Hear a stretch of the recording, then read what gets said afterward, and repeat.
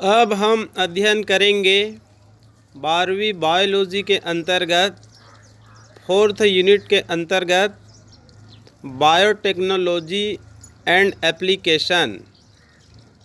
Biotechnology and application मतलब उसका अनुप्रयोग। ये नई चैप्टर है, ये पुरानी सिलेबस में नहीं था। 12वीं बायोलॉजी में जो 4th यूनिट है, जो चौथे यूनिट है, उसमें बायोटेक्नोलॉजी का कहना चाहिए यूनिट है। इसके अंतर्गत 2 चैप्टर है। पिछले चैप्टर का हम लोग अध्ययन कर लिए हैं, बायोटेक्नोलॉजी प्रिंसिपल एंड प्रोसेस, और ये है एप्लीकेशन। और दोनों ही चैप्टर मेडिकल शाखा से रिलेटेड है। ये चैप्टर बहुत ही महत्वपूर्ण है क्योंकि इसमें विशेष रूप से डीएनए और जीन का अध्ययन किया जाता है। जीनों का काट छांट किया जाता है, हेरा फेरी किया जाता है। इसके अंतर्गत जेनेटिक मैप तैयार किए जा सकते हैं। जीन के बारे में विस्तृत अध्ययन किया जा सकता है। रोगजनक जीन को बाहर निकाला जा सकता है। अच्छे गुण वाले जीन या डीएनए को प्रविष्ट कराया जा सकता है। जीवों में वेरिएशन पैदा किया जा सकता है। जीएमओ उत्पन्न किया जा सकता है। जीएमओ मतलब जेनेटिकली मॉडिफाइड ऑर्गेनिज्म, चाहे वो एनिमल हो चाहे प्लांट हो, जो हमारे लिए बहुत महत्वपूर्ण है। उन सभी जीवों का हम लोग कहना चाहिए जीएमओ प्राप्त कर सकते हैं। मतलब डायरेक्ट कहना चाहिए जो जीव होते हैं, चाहे एनिमल हो चाहे प्लांट हो, उनके आनुवांशिकी में परिवर्तन किया जा सकता है। किसी एक जीव के जीन को बाहर निकालकर किसी दूसरे जीव के शरीर में कहना चाहिए उनको प्रविष्ट कराया जा सकता है। तो ये कहना चाहिए मेडिकल का एक आधुनिक शाखा है। क्लियर? तो इसके अंतर्गत हम लोग अध्ययन करेंगे। फर्स्ट क्वेश्चन है, डाली प्रथम मैमल है। ये तो सबको पता है, डाली प्रथम मैमल है जिसका क्लोन तैयार किया गया था। ठीक है जी। जो भेड़ है, मैमल के अंतर्गत भेड़ में प्रथम क्लोन किया गया था 1996 के आसपास, विल्मट एवं उनके सहयोगियों द्वारा। और उनसे उत्पन्न जो क्लोन थे वो 100% कहना चाहिए अपने पेरेंट्स के समान थे, और इसको डाली नाम दिया गया था। तो इसके विषय में सही कथन को चुनिए। तो यहाँ पर आपको कथन को पढ़ने की आवश्यकता नहीं है। यदि आप कहना चाहिए क्लोन कैसे तैयार किया जाता है, इसका कहना चाहिए फंडामेंटल क्लियर है, तो आप एक ही बार में उत्तर को पा सकते हैं। यदि फंडामेंटल क्लियर नहीं है तो आपको सभी ऑप्शन को कई बार अध्ययन करना पड़ेगा। क्लियर? तो मैं यहाँ पर इसके बारे में थोड़ा सा बता रहा हूँ। मतलब क्लोन कैसे तैयार किए जाते हैं। क्लोन मतलब होता है माता पिता के समान हूबहू। माता पिता के समान हूबहू मतलब 100% समान होना। ठीक है। वैसे एसेक्सुअल रिप्रोडक्शन से उत्पन्न होने वाले जीव क्लोन ही कहलाते हैं, क्योंकि वो अपने माता पिता के समान ही होते हैं। वहाँ पर नर और मादा भाग नहीं लेते हैं। ठीक है। लेकिन उनका वेरिएशन नहीं होता है तो विकास नहीं होता है। लेकिन जो क्लोन होते हैं, जैसे कि एक उदाहरण बता रहा हूँ, जैसे किसी का क्लोन तैयार करना है, ठीक है, तो कहना चाहिए एक फीमेल के कहना चाहिए ओहम को लेते हैं, मतलब अंडाणु को लेते हैं, और उसका फर्टिलाइजेट नहीं कराना है, ओहम को ही लेना है। जैसे मानव में उदाहरण लेते हैं या फिर भेड़ में ही लेते हैं। ठीक है। जैसे भेड़ में लेते हैं क्लोन का उदाहरण कैसे किया गया, तो एक भेड़ है फीमेल, उसके कहना चाहिए ओहम को लेते हैं, और जो ओहम होती है मतलब अंडाणु होती है, ओहम के मध्य में जो न्यूक्लियस पाई जाती है, उस न्यूक्लियस को बाहर निकाल दिया जाता है। मतलब अनिषेचित अंडे के जो न्यूक्लियस होती है उसको बाहर निकाल देंगे। और जिस का हम लोग क्लोन तैयार करना है, चूँकि भेड़ से रिलेटेड है, तो जिस भेड़ का कहना चाहिए हमको क्लोन तैयार करना है, उस भेड़ का कहना चाहिए जो सोमेटिक सेल्स होते हैं। हमारे शरीर में 2 सेल्स होते हैं, एक होते हैं जर्म सेल्स और एक होता है सोमेटिक सेल्स। तो जो सोमेटिक सेल्स होते हैं उसके केंद्रक को लेते हैं। जो दैहिक कोशिका होती है, सोमेटिक सेल्स होती है, उनके कहना चाहिए केंद्रक को निकालते हैं। तो सोमेटिक सेल्स का केंद्रक ले लेंगे। और चूंकि कहना चाहिए जो अनिषेचित अंडे थे उनमें जो केंद्रक थे, हेप्लॉइड केंद्रक, उसको बाहर निकाल दिए हैं। अब यहाँ पर सोमेटिक सेल्स का जो डिप्लॉइड न्यूक्लियस लिए हैं, अब डिप्लॉइड न्यूक्लियस को जो अनिषेचित अंडे हैं, जिसमें से कहना चाहिए हम लोग न्यूक्लियस को बाहर निकाल दिए हैं, हेप्लॉइड न्यूक्लियस को, उसी में कहना चाहिए इसको प्रविष्ट करा देते हैं। अब कहना चाहिए अनिषेचित अंडे का उसमें क्या है, कोशिका द्रव्य है, लेकिन केंद्रक नहीं है। अब यहाँ पर जिसका क्लोन तैयार करना है, जिस भेड़ का कहना चाहिए क्लोन तैयार करना है, उसके सोमेटिक सेल्स का हम लोग क्या ले लिए हैं, डिप्लॉइड केंद्रक को ले लिए हैं। अब उसमें हम लोग प्रविष्ट करा देते हैं। अब उसके बाद कहना चाहिए इसको हम लोग पुनः उसी भेड़ के कहना चाहिए यूटेरस या फिर फेलोपियन ट्यूब में प्रविष्ट करा देते हैं, जिनसे हम लोग क्या लिए थे, अनिषेचित अंडे लिए थे। ठीक है। अब कहना चाहिए वह भेड़ जो फीमेल है, इस अनिषेचित अंडे में जो डिप्लॉइड न्यूक्लियस को हम लोग प्रविष्ट करा दिए, चूँकि कहना चाहिए अनिषेचित अंडे उसी भेड़ के थे, तो उनको कहना चाहिए वो एक्सेप्ट कर लेती है। अब उनके बाद अगला भ्रूणी विकास उस फीमेल भेड़ के यूटेरस में ही होती है, और आगे चलकर कहना चाहिए जो नए चाइल्ड पैदा होते हैं वो सेम कहना चाहिए जिसका हम लोग सोमेटिक सेल्स का केंद्रक लिए थे उसके समान सेम 100% होते हैं। तो इसी को क्या कहा गया है, क्लोन। अब इसको आप लोग मानव में उदाहरण ले सकते हैं, हालांकि मानव में इस पर रोक लगा दिया गया है। ह्यूमन क्लोन सक्सेस होने ही वाला था, लेकिन इस पर रोक लगा दिया गया, क्योंकि इसका मेन उद्देश्य क्या था, रोगों का इलाज करना।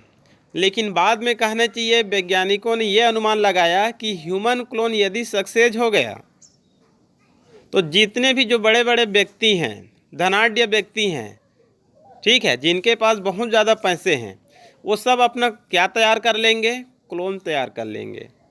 और अपना तो जाएंगे, लेकिन अपना एक क्लोन छोड़कर चले जाएंगे, जो कहना चाहिए सेम 100% रहेगा, आकार भी वही रहेगा, हाइट भी वही रहेगा, हेल्थ भी वही रहेगा, फेस भी वही रहेगा, दिमाग वही भी रहेगा। तो आगे चलकर कहना चाहिए जो बड़े व्यक्ति हैं, जो धनाढ्य व्यक्ति हैं, उनका पृथ्वी में कहना चाहिए हमेशा के लिए वजूद रह जाएगा, और जो छोटे व्यक्ति हैं उनका कोई भी वजूद नहीं रह जाएगा। तो इस कारण कहना चाहिए ह्यूमन क्लोनिंग पर क्या लगा दिया गया है, रोक लगा दिया गया है। तो उत्तर क्या आ जाएगा, बी आ जाएगा। क्लियर। आगे है क्लोनिंग से प्राप्त नहीं होता है। तो क्लोनिंग से प्राप्त नहीं होता है मतलब वेरिएशन, विभिन्नता, क्योंकि तो इसमें माता पिता के समान होते हैं, तो वेरिएशन इसमें उत्पन्न नहीं होगा। क्लियर। अगला क्वेश्चन है ANDI, अंडी, ये किसका क्लोन है। जैसे कि कहना चाहिए जो डॉली होता है वो भेड़ का क्लोन है, उसी प्रकार से ANDI, अंडी, किसका क्लोन है, तो ये कहना चाहिए बंदर का क्लोन है। क्लियर। आगे है सबसे पहले जीन चिकित्सा मतलब जीन थेरेपी किस उपचार के लिए दी गई थी। आजकल कहना चाहिए जीन थेरेपी बायोटेक्नोलॉजी का एक महत्वपूर्ण योगदान है। जीन थेरेपी की सहायता से जीनों को कहना चाहिए हेरा फेरी किया जा सकता है, गलत जीन को बाहर, अच्छे जीन को प्रविष्ट, और इनकी सहायता से आनुवांशिकी रोगों को दूर किया जा सकता है। जीन चिकित्सा दो प्रकार के भी हो सकते हैं, एक होता है भ्रूणी और एक होता है पेशेंट। मतलब भ्रूण अवस्था में ही यदि चिकित्सा किया जाता है तब कहना चाहिए भ्रूणी जीन चिकित्सा, और यदि कहना चाहिए पेशेंट मतलब रोगी होने के बाद जब बात की अवस्था में किया जाता है, ठीक है, तब उसको कहना चाहिए पेशेंट जीन थेरेपी कहा जाता है। एक बुक के अनुसार ये दो प्रकार से भी और हो सकते हैं, एक होते हैं सोमेटिक सेल जीन थेरेपी और एक होते हैं जर्म सेल जीन थेरेपी। यदि सोमेटिक सेल्स के जीन में थेरेपी किया जाता है तब वो कहना चाहिए सोमेटिक सेल्स जीन थेरेपी। यदि कहना चाहिए जर्म सेल्स के जीन में थेरेपी किया जाता है तो जर्म सेल जीन थेरेपी कहलाते हैं।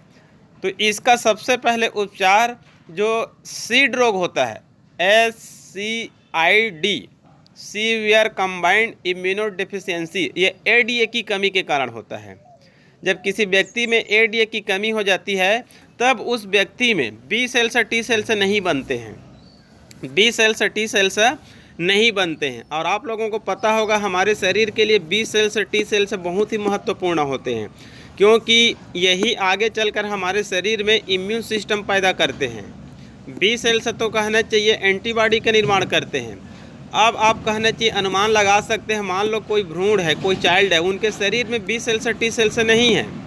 तो बी सेल्स और टी सेल्स नहीं है मतलब उनके शरीर में थाइमस ग्लैंड्स और बोन मैरो सेल्स भी नहीं है, क्योंकि जो लिम्फोसाइट्स है B cell bone marrow cells में प्रवेश करते हैं वो बी सेल्स बनाते हैं। जो लिम्फोसाइट्स है थाइमस ग्लैंड्स में प्रवेश करते हैं वो टी सेल्स बनाते हैं। तो बी सेल्स टी सेल्स नहीं है मतलब बोन मैरो सेल्स भी नहीं है और थाइमस ग्लैंड्स भी नहीं है। तब जान सकते हैं उनके शरीर में नाम मात्र का भी इम्यून सिस्टम नहीं पाया जाएगा और उस भ्रूण या चाइल्ड की तुरंत क्या हो जाती है, मृत्यु हो जाती है। तब इस रोग को कहा जाता है सीड। ठीक है, हालांकि विकसित देशों में इनको कहना चाहिए कांच की जो घर होते हैं या फिर जो उपकरण होते हैं उसमें चिकित्सा दी जाती है। आगे है जीएमओ नहीं है। जीएमओ का फुल फॉर्म होता है जेनेटिकली मॉडिफाइड ऑर्गेनिज्म, मतलब जो जीव होते हैं उनके कहना चाहिए आनुवांशिकी में ही परिवर्तन कर लिया जाता है, तब उसको कहना चाहिए जीएमओ कहा जाता है। यदि पौधों में किया जाता है तो जीएम प्लांट, यदि एनिमल में किया जाता है तो जीएम एनिमल। जीएमओ का विस्तृत जानकारी के लिए आप लोग मेरे यूट्यूब चैनल का आप लोग अध्ययन करेंगे, वहाँ पर कहना चाहिए GM plant, GM food, GM fruit, GM crop, GM animal, ये सब का वहाँ पर मैं उदाहरण सहित आप लोग को बताया हूँ। ठीक है जी। तो जीएमओ नहीं है तो उत्तर क्या आ जाएगा, डी डॉली। डॉली एक कहना चाहिए क्लोन है। बीटी कॉटन, बीटी कॉटन ये कहना चाहिए कपास की एक उन्नत प्रजाति है, कीट प्रतिरोधी है, ये जीएमओ प्लांट है। ठीक है। गोल्डन राइस ये कहना चाहिए धान मतलब चावल की एक प्रजाति है गोल्डन राइस, इसमें विटामिन ए पाई जाती है। ठीक है जी। और उसके बाद है बीटी कॉटन और एडिबल वैक्सीन, खाद्य वैक्सीन। आजकल कहना चाहिए जो फूड मटेरियल है उसी में वैक्सीन उत्पन्न किया जा रहा है। फ्लेवर सावर टोमेटो या फिर टमाटर, ये भी कहना चाहिए जीएमओ टमाटर है। इसमें पकने में देरी उत्पन्न किया जा रहा है, क्योंकि अधिकांश कहना चाहिए जो टमाटर होते हैं जल्दी पकते हैं तो जल्दी खराब हो जाते हैं। तो यहाँ पर उत्तर क्या आ जाएगा, डॉली आ जाएगा। क्लियर। अगला क्वेश्चन है निम्न में से कौन सा जोड़ा गलत है।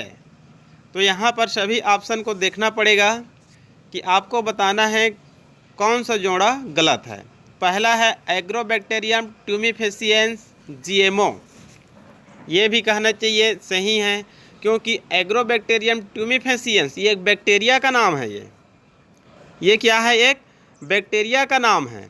इस बैक्टीरिया की सहायता से ही जीएमओ उत्पन्न किया जाता है, विशेष रूप से पौधों में। यदि पौधों में आपको कोई भी पौधे है उसके आनुवांशिक गुण में आपको परिवर्तन करना है तो इसी बैक्टीरिया का विशेष रूप से प्रयोग किया जाता है। और इस बैक्टीरिया में टीआई नामक प्लाज्मिड पाया जाता है, उसी का उपयोग किया जाता है। क्लियर। इसको प्राकृतिक इंजीनियर भी कहा जाता है। बेसिलस थूरिजिएंसिस, बेसिलस थूरिजिएंसिस ये भी एक बैक्टीरिया है, ये भी बहुत महत्वपूर्ण बैक्टीरिया है। इसी की सहायता से बीटी कॉटन नामक एक जीएमओ उत्पन्न किया गया है। बीटी कॉटन एक कपास की नई प्रजाति है जो विशेष रूप से कहना चाहिए गुजरात में सक्सेस है, क्योंकि गुजरात में सबसे अधिक कहना चाहिए कॉटन मतलब कपास की क्या होती है, खेती होती है। तो जो कपास के पौधे होते हैं अधिकांश कहना चाहिए उसमें कुछ न कुछ कीट जनित रोग लग जाते हैं।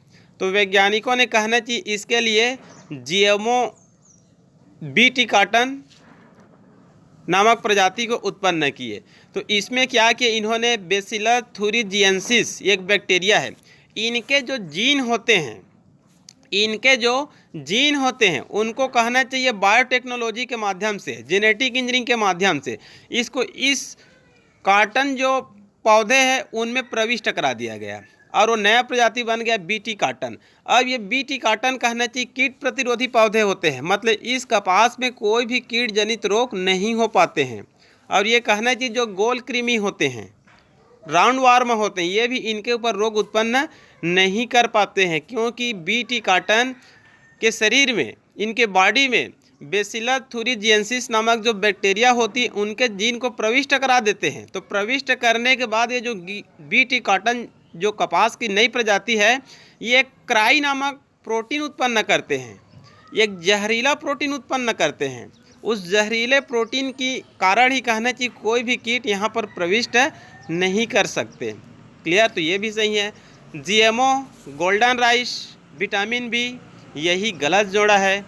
गोल्डन राइस जीएमओ है, ठीक है, मतलब राइस की एक नई प्रजाति है जिसको उत्पन्न किया गया है विटामिन ए के लिए। ये देखा गया है कि मानवों में विटामिन ए की कमी के कारण रतौंधी रोग हो जाता है, तो उनके लिए कहना चाहिए विटामिन ए चावल में ही उत्पन्न किया गया, क्योंकि कहना चाहिए विश्व के अधिकांश भागों में 60% से 70% पॉपुलेशन राइस को भोजन के रूप में ग्रहण करते हैं। तो यदि कहना चाहिए राइस में ही उसको विटामिन ए मिल जाता है तो रतौंधी रोग या फिर जीरोपैथेलमिया नामक रोग नहीं होगा। यही उत्तर क्या है, यही जोड़ा क्या है, गलत है। अगला है जीएमओ पोटैटो, मतलब आलू। जो पोटैटो होते हैं, जो आलू होते हैं, उसमें कहना चाहिए कार्बोहाइड्रेट पाए जाते हैं। तो कार्बोहाइड्रेट तो हमको कहीं से भी मिल जाता है, चावल में मिल जाता है, लेकिन प्रोटीन किससे मिलता है? दालों में मिलता है, पालक में मिलता है, ठीक है, सोयाबीन में मिलता है, और ये हम लोग डेली नहीं ले पाते हैं। अंडे में मिलता है क्योंकि ये महंगी होते हैं। तो कहना चाहिए आलू में ही हायर प्रोटीन उत्पन्न करने का प्रयास किया जा रहा है, मतलब पोटैटो की नई प्रजाति जीएमओ है जिसमें कहना चाहिए हायर प्रोटीन उत्पन्न किया जा रहा है। जीएमओ फ्लेवर सावर टोमाटो, ये कहना चाहिए टमाटो की नई प्रजाति है। ये देखा जाता है जो टमाटर होते हैं एक राज्य से दूसरे राज्य में जाते रहते हैं, जैसे कर्नाटक से छत्तीसगढ़ आएंगे, कर्नाटक से यूपी जाएंगे, या फिर छत्तीसगढ़ के कहना चाहिए पत्थलगांव से, लैलूंगा से दूसरे ज़िले में जाते हैं, दूसरे राज्य में जाते हैं। तो वहाँ तक जाते जाते ये पक जाते हैं और उसके बाद ये खराब हो जाते हैं। तो एक नई प्रजाति उत्पन्न किया जा रहा है, इसमें पकने में देरी किया जा रहा है, ठीक है जी। तो यहाँ पर उत्तर क्या आ जाएगा? सी। अगला है क्राउन गॉल रोग। पौधों में ट्यूमर या कैंसर किसके द्वारा उत्पन्न होते हैं? तो ये होता है टी.आई. प्लाज्मिड। ये एग्रोबैक्टीरियम ट्यूमिफेसिएंस बैक्टीरिया में पाया जाने वाला एक प्लाज्मिड है, टी.आई. प्लाज्मिड ए। इनके द्वारा पौधों में ट्यूमर उत्पन्न हो जाते हैं जिसको क्राउन गॉल कहा जाता है। ये कैंसर के ही समान होते हैं। क्लियर? आगे है ट्रांसजेनिक प्लांट, परजीनी पादप, जीएमओ प्लांट। ये तीनों एक ही नाम है, इसमें कंफ्यूज आपको नहीं होना है। ट्रांसजेनिक प्लांट, परजीनी पादप, जीएमओ प्लांट बनाने में किसका टी.आई. प्लाज्मिड बहुतायत में प्रयोग होता है? तो उत्तर यहीं पर है, जस्ट ऊपर में बताया था, एग्रोबैक्टीरियम ट्यूमिफेसिएंस। एग्रोबैक्टीरियम ट्यूमिफेसिएंस, इन्हीं का कहना चाहिए टी.आई. प्लाज्मिड का क्या किया जाता है? उपयोग किया जाता है। विशेष रूप से प्लांट में यदि आपको जीएमओ उत्पन्न करना है तो एग्रोबैक्टीरियम ट्यूमिफेसिएंस का उदाहरण लेना है, और इसी का कहना चाहिए टी.आई. प्लाज्मिड का उपयोग किया जाता है। क्लियर? बीटी कॉटन के लिए असत्य कथन। बीटी कॉटन कहना चाहिए कपास की नई प्रजाति है, इसके लिए आपको असत्य कथन को बताना है। मतलब इसमें से कहना चाहिए 4 कथन सत्य है और एक क्या है? असत्य है। यह कहना चाहिए रोग प्रतिरोधक प्रजाति है, ये सही। बेसिलस थुरिजिएंसिस से निर्मित होता है, ये भी सही। ये रिकम्बिनेंट डीएनए का एक प्रकार है, ये भी सही। ऐसा कोई पादप नहीं है, यही असत्य कथन है। ऐसा कोई पादप नहीं है, जबकि ऑलरेडी कहना चाहिए पादप है। आगे, यह क्राई प्रोटीन का निर्माण करता है जो कीट व गोल कृमि के लिए रेसिस्टेंस उत्पन्न करते हैं, ये भी सही है। जस्ट अभी आप लोग को बताया हूँ मैं। बेसिलस थुरिजिएंसिस नामक बैक्टीरिया के जीन को, जो कॉटन होते हैं, कपास होते हैं, उनके बॉडी में इसके जीन को प्रविष्ट करा दिया जाता है। तो इस जीन की सहायता से ये बीटी कॉटन एक क्राई प्रोटीन का निर्माण करते हैं। उस क्राई प्रोटीन एक जहरीला प्रोटीन है जिसके कारण कहना चाहिए कोई भी कीट जनित रोग इसमें रोग नहीं होते हैं, या फिर जो गोल कृमि होते हैं इसके ऊपर कोई भी रोग उत्पन्न नहीं कर सकते हैं, क्योंकि इन दोनों के लिए इनके शरीर में रेसिस्टेंस पावर उत्पन्न हो जाते हैं। क्लियर? अगला क्वेश्चन है, जीन थेरेपी से निम्न का इलाज नहीं किया जा सकता है। आप लोग भी जानते हैं कई बार ऐसा होता है जो बड़े बड़े कार्य करते हैं वो छोटे कार्य नहीं कर सकते हैं, जो बड़े बड़े कार्य करते हैं वो छोटे कार्य नहीं कर सकते। मतलब हर वस्तु का अलग ही मूल्य होता है, अलग ही कहना चाहिए उसका कार्य होता है। जैसे कि हम लोग बोलेंगे जैसे कि छोटे कपड़े को सिलाई करना है तो एक छोटे से कहना चाहिए हम लोग सुई से क्या कर सकते हैं, सिलाई कर सकते हैं, लेकिन बड़ा मशीन से उसका हम लोग सिलाई नहीं कर सकते। मतलब जो काम छोटे करते हैं उस ज़रूरी नहीं कि हर बड़ा मशीन उस कार्य को कर सके। हम लोग कहना चाहिए पेन से लिखते हैं, 1 रुपया 2 रुपया 5 रुपया 10 रुपया 1 लाख रुपये पेन में लिख सकते हैं, लेकिन कुल मिलाकर वो पेन है। ठीक है, अब हम लोग कहना चाहिए कोई बड़ी सी टेक्नोलॉजी बड़ी मशीन में हम लोग नहीं लिख सकते। तो उसी प्रकार से जीन थेरेपी मतलब मेडिकल की नई शाखा है। डायरेक्ट मतलब अनुवांशिकी रोगों का इलाज किया जा सकता है, लेकिन यहाँ पर कहना चाहिए निम्न के इलाज नहीं किया जा सकता। तो उत्तर है मलेरिया। देखिए सिकलिंग का इलाज किया जा सकता है, सीट का इलाज किया जा सकता है, सोमेटिक सेल्स के जीन में परिवर्तन किया जा सकता है, जर्म सेल्स में जो जीन होते हैं डीएनए होते हैं उनका इलाज किया जा सकता है, लेकिन जीन थेरेपी से सामान्यतः मलेरिया का इलाज नहीं किया जाता। क्लियर। आगे है बेसिलस थुरिजिएंसिस जीवाणु से बीटी जीन किस वर्ष में पृथक किया गया था? ये उत्तर है 1980 में पृथक किया गया था। क्लियर। और उसके बाद इसको बीटी कार्टन में प्रविष्ट कराया गया था। आगे है विटामिन ए की कमी से रतौंधी रोग होता है और विटामिन ए की कमी के कारण जीरोपैथेलमिया भी होता है। इसका इलाज भोजन से ही किया जा सकता है, इसका इलाज भोजन से ही किया जा सकता है। तो उत्तर क्या है यहाँ पर? Golden rice. उत्तर क्या है? Golden rice. ठीक है जी। इसमें विटामिन ए पाई जाती है, जीएमओ है ये, लेकिन इसका रेट बहुत ज़्यादा होता है, 200 रुपये से ज़्यादा केजी मिलता है। क्लियर। जेनेटिक इंजीनियरिंग से प्राप्त इंसुलिन का व्यापारिक नाम क्या है? तो हिम्यूलिन। इसको तो हम लोग अनेक बार पढ़ चुके हैं। अगला है जैव हथियार मतलब बायोवार के रूप में उपयोग नहीं होता है। तो यहाँ पर आपको बताना है किसका उपयोग होता है और किसका उपयोग नहीं होता है। तो बायोवार के रूप में उपयोग नहीं होता है, तो एक नहीं होता है, बाकी सब उपयोग होंगे। पहला बेसिलस एंथ्रेसिस, ये एक बैक्टीरिया है, इनसे कहना चाहिए एंथ्रेसिस नामक रोग होता है। इसको बायोवार के रूप में उपयोग किया जाता है, इसी का विशेष रूप से उपयोग किया जाता है। मतलब ये जीवाणु है, किसी देश में कहना चाहिए आक्रमण करना है तो ये जो बेसिलस एंथ्रेसिस जो बैक्टीरिया है उसको वहाँ पर कहना चाहिए फैला दिया जाता है। तब व्यक्ति इस रोग से ग्रसित हो जाते हैं और उसके बाद जब बहुत ज़्यादा लोगों को हो जाता है तो महामारी के रूप में फैलता है। फिर ये इसमें अधिकांश व्यक्ति क्या हो जाते हैं? डेथ हो जाते हैं। Clear. Botulinum toxin, botulinum toxin ये भी कहना चाहिए बायोवार के रूप में इसका भी उपयोग किया जाता है। बेसिलस थुरिजिएंसिस इसी का उपयोग नहीं किया जाता है। स्मॉल पॉक्स मतलब चेचक, स्मॉल पॉक्स एक वायरस है, इनसे कहना चाहिए चेचक होता है, छोटी माता बड़ी माता, स्मॉल पॉक्स, चिकन पॉक्स। ठीक है। इनका कहना चाहिए जो एडवर्ड जेनर नामक साइंटिस्ट है, इन्होंने 1796 में विश्व का पहला कहना चाहिए वैक्सीन बनाया था स्मॉल पॉक्स, चेचक। भारत में इसको माता के नाम से जाना जाता है। इसको भी बायोवार के रूप में उपयोग किया जा सकता है। कोरोना वायरस का भी विशेष रूप से बायोवार के रूप में उपयोग किया जा सकता है। क्लियर। तो इसमें उत्तर क्या है? सी। अगला क्वेश्चन है जैविक संसाधनों का अनाधिकृत दोहन, जैविक संसाधनों का बिना अनुमति का अनाधिकृत रूप से दोहन करना क्या कहलाता है? बायोपायरेसी। बायोपायरेसी शब्द कहने चाहिए केवल जैविक संसाधनों से रिलेटेड नहीं है। यदि आप किसी भी वस्तु का बिना अनुमति का, चाहे भारत सरकार, चाहे राज्य सरकार, चाहे जिला प्रशासन, यदि वो शासकीय है या फिर अपना निजी भी है, लेकिन उसमें सरकार की अनुमति चाहिए।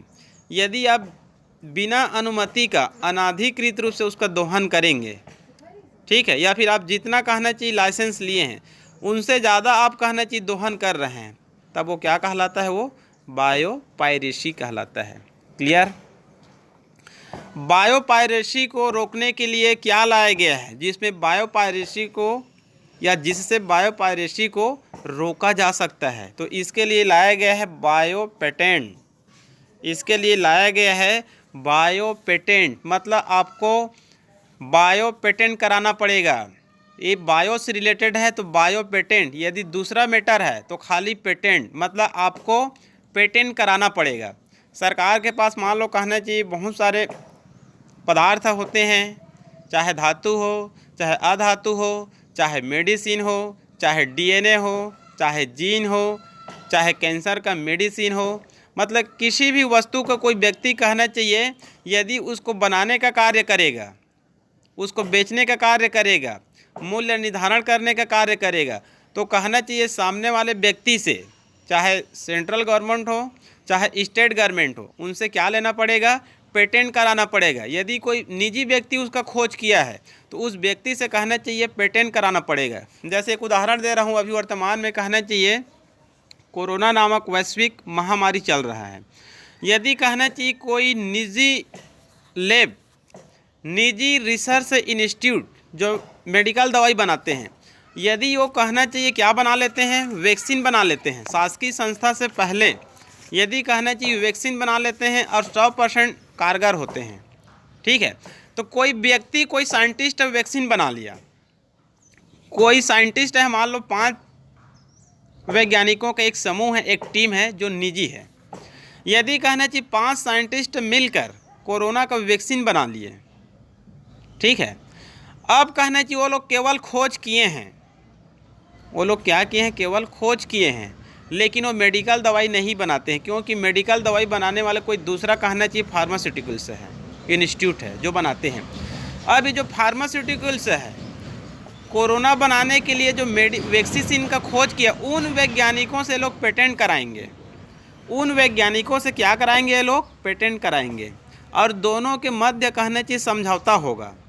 जो वहाँ पर वैज्ञानिक है, 5 वैज्ञानिकों का जो टीम है, वो उनसे समझौता करेगा कि हाँ हम आपको बनाने के लिए देंगे, लेकिन हमको इतना रॉयल्टी मिलना चाहिए, आप इतना रेट रखेंगे तो हमको उसमें 5% मिलना चाहिए, 10% मिलना चाहिए। आपको कहना चाहिए मूल्य निर्धारण करने का अधिकार रहेगा, लेकिन आप जैसे मूल्य को बढ़ाएंगे तो हमारा परसेंट भी उसमें बढ़ेगा। तो इस प्रकार से दोनों के बीच क्या होता है? समझौता होता है, और इस प्रकार से किसी फार्मास्यूटिकल्स को क्या मिल जाएगा? पेटेंट मिल जाएगा। क्लियर? तो कहना चाहिए बायोपायरेसी, यदि बायो पेटेंट नहीं कराया जाएगा तो इन वैज्ञानिकों से कहना चाहिए बायोपायरेसी कर लिया जाएगा।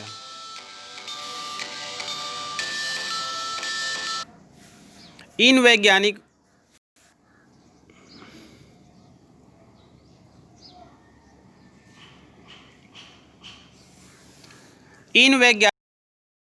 बायोपायरेसी कर लिया जाएगा, और कहना चाहिए वो फिर आगे चलकर कहना चाहिए अवैध हो जाएगा, मतलब इसमें रिस्क है।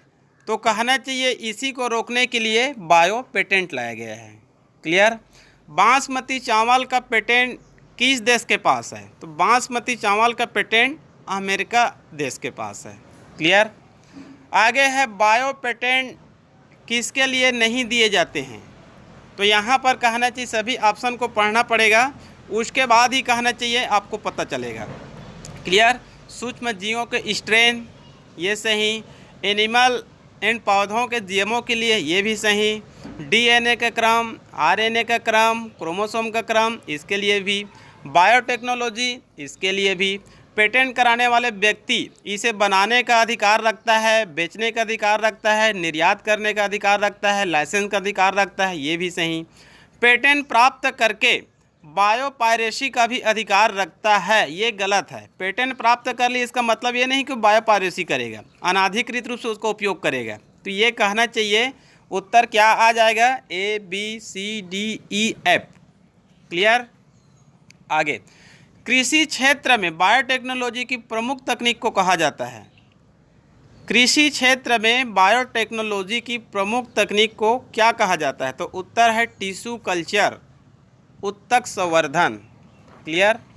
लास्ट क्वेश्चन है, बायोटेक्नोलॉजी या जेनेटिक इंजीनियरिंग द्वारा उत्पादित कैंसर की दवा का नाम है? तो यहाँ पर उत्तर है इंटरफेरॉन। ये कहना चाहिए एंटीवायरल प्रोटीन होता है। माना जाता है जो कैंसर होती है वायरस से होती है। हालांकि कैंसर होने का अभी तक सही प्रमाण नहीं मिला है। ठीक है, इसके कई सिद्धांत हैं। कोई साइंटिस्ट बोलते हैं, अधिकांश साइंटिस्ट बोलते हैं वायरस से होते हैं, cancer virus A, cancer virus B. कोई साइंटिस्ट कहते हैं कि ड्रग्स से होते हैं, कोई साइंटिस्ट कहते हैं हार्मोनल असंतुलन के कारण होते हैं, कोई साइंटिस्ट कहते हैं मेटाबॉलिज्म में त्रुटि के कारण होते हैं, और कुछ वैज्ञानिक बोलते हैं कि जब हम लोग कहना चाहिए कोई ड्रग लेते हैं तो ड्रग हमारे शरीर में जाकर कोशिकाओं को क्या कर देती है? उत्तेजित कर देती है। ड्रग मतलब यहाँ पर जो पान, गुटखा, तंबाकू ये सब है। ठीक है जी, जो गुटखा वगैरह खाते हैं उसमें कहना चाहिए उत्तेजित पदार्थ होते हैं। ये शरीर में जाकर, माउथ में जाकर क्या कर देते हैं? सेल्स को उत्तेजित कर देते हैं। लेकिन ये देखा गया है जो व्यक्ति कोई ड्रग नहीं लेते हैं उसको भी कैंसर हो जाता है। क्लियर। तो यहाँ पर कहना चाहिए इंटरफेरॉन को माना जाता है। इंटरफेरॉन हमारे शरीर में वैसे स्वतः उत्पन्न होता है। एक वायरस प्रविष्ट करने के बाद हमारे शरीर के कोशिकाओं में उस वायरस के खिलाफ कहना चाहिए प्रोटीन का एक लेयर बन जाती है, उसी को एंटीवायरल प्रोटीन कहा जाता है। क्लियर। तो ये जो कहना चाहिए जो बायोटेक्नोलॉजी का जो फर्स्ट टेस्ट है वो कहना चाहिए यहीं पर समाप्त होता है। इसके जस्ट बाद कहना चाहिए हम लोग आगे अध्ययन करेंगे टेस्ट सेकंड को। ठीक है, तो आज के लिए केवल इतना ही।